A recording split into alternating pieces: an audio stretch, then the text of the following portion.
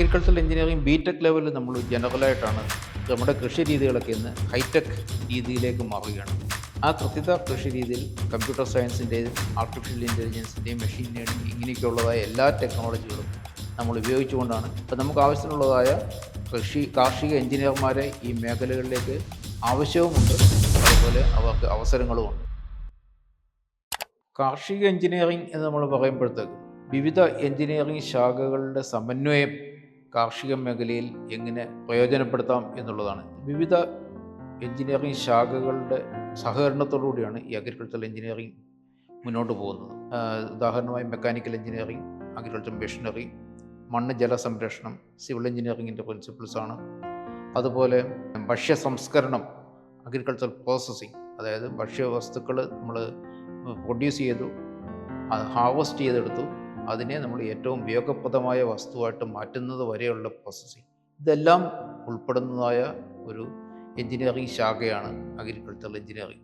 Agricultural engineering BTech ലെവലിൽ നമ്മൾ ജനറലായിട്ടാണ് അത് എല്ലാ ശാഖകൾക്കും ഒരുപോലെയുള്ള പ്രാധാന്യം കൊടുത്തുകൊണ്ടാണ് പഠിപ്പിക്കുന്നത്.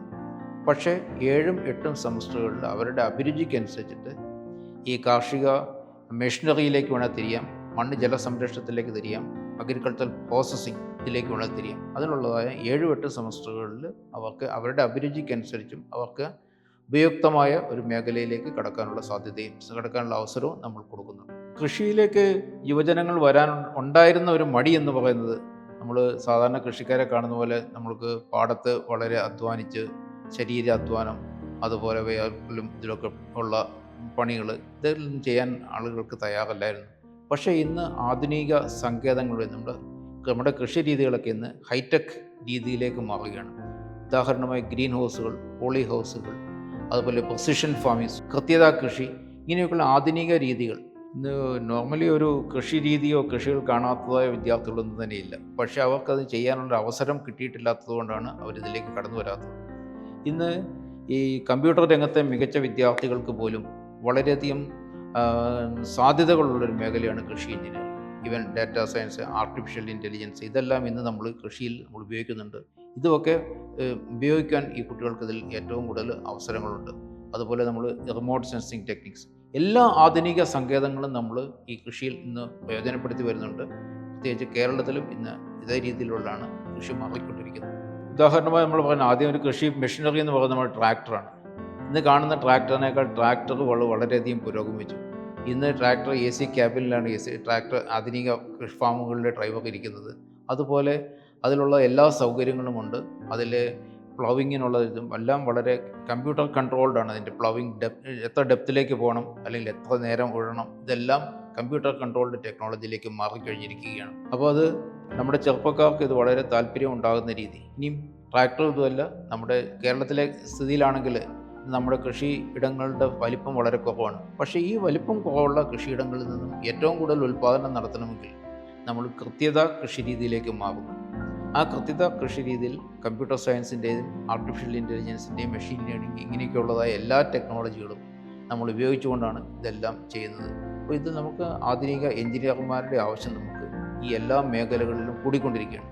അപ്പോൾ നമുക്ക് ആവശ്യമുള്ളതായ കാർഷിക എഞ്ചിനീയർമാരെ ഈ മേഖലകളിലേക്ക് ആവശ്യവുമുണ്ട്, അതുപോലെ അവർക്ക് അവസരങ്ങളുമുണ്ട്. ഈ കൃഷി എഞ്ചിനീയറിംഗ് ഇതിൻ്റെയൊക്കെ പ്രിൻസിപ്പിൾസ് തുടങ്ങി കൃഷി രീതികൾ പഠിക്കുന്നുണ്ട്. അതുപോലെ ഇതിൻ്റെ എല്ലാം ഇതിൻ്റെ ഡിസൈൻ ഓഫ് മെഷീനറീസ്, ഇതിൻ്റെ ടെക്നോളജി ഉപയോഗിക്കുന്നത്, ഇതെല്ലാം 1-ാം വർഷമാണെങ്കിൽ അവരെ സാധാരണ പാടത്തെങ്ങനെ വർക്ക് ചെയ്യുന്നു, കൃഷിക്കാരൻ എന്താണ് ചെയ്യുന്നത് എന്നുള്ളത് തൊട്ടാണ് നമ്മൾ തുടങ്ങുന്നത്. അതിൽ നിന്ന് അവരുടെ പ്രായോഗിക പരിശീലന പരിപാടികളുണ്ട്. അതൊരു കോഴ്സിൻ്റെ ഭാഗം തന്നെയാണ്. അത് പഠിച്ചിട്ടാണ് അവർ മുന്നോട്ട് വരുന്നത്. അപ്പോൾ യഥാർത്ഥത്തിൽ ഫീൽഡിൽ എന്ത് സംഭവിക്കുന്നു എന്നുള്ളവർ മനസ്സിലാക്കി അവർ തുടങ്ങുന്നു. അതിനുശേഷം നമ്മൾ അതിൻ്റെ ഉന്നത മേഖലകളിലേക്ക് നമ്മൾ പോവുകയാണ് ചെയ്യുന്നത്. നമ്മളൊരു എഞ്ചിനീയറിംഗ് കോഴ്സിനോ അല്ലെങ്കിൽ ഏതെങ്കിലും കോഴ്സിന് ചേരുമ്പോഴും നമ്മളുടെ ആദ്യത്തെ ചിന്ത വരുന്നത് ഇതിൻ്റെ ജോലി സാധ്യതകൾ എന്താണെന്നുള്ളത്. കാർഷിക എഞ്ചിനീയറിംഗ് 1940-കളിൽ തുടങ്ങിയ കോഴ്സാണെങ്കിലും നമ്മുടെ കേരളത്തിലും മറ്റ് സംസ്ഥാനങ്ങളിലൊക്കെ വളരെ അടുത്ത കാലത്താണ് ഇതിന് പ്രചാരം സിദ്ധിക്കുന്നത്. ഈ കോഴ്സ് പഠിക്കുന്നത് കൊണ്ട് എന്താണ് ജോലി സാധ്യത? ഗവൺമെൻറ് മേഖലകളിൽ നമുക്ക് ജോലി സാധ്യതയുണ്ട്. കൂടാതെ ഇന്ന് സർക്കാർ ജോലികൾക്കുള്ള ഒരു ഇത് പോയിക്കൊണ്ടിരിക്കുകയാണ്.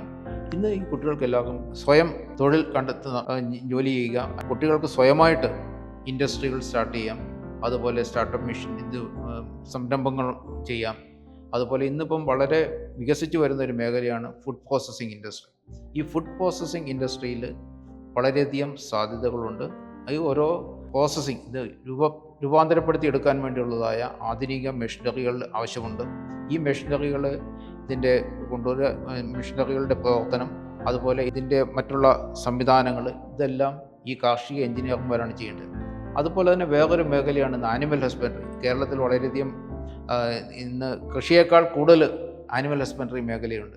ആ ആനിമൽ ഹസ്ബൻഡറി മേഖലയിലും നമ്മൾ നവീകരണങ്ങൾക്ക് വളരെയധികം സാധ്യതയുണ്ട്. പഴയതുപോലെയുള്ള ആനിമൽ ഹസ്ബൻഡറിൽ പശു വളർത്തല്ല ഇന്ന് നടക്കുന്നത്.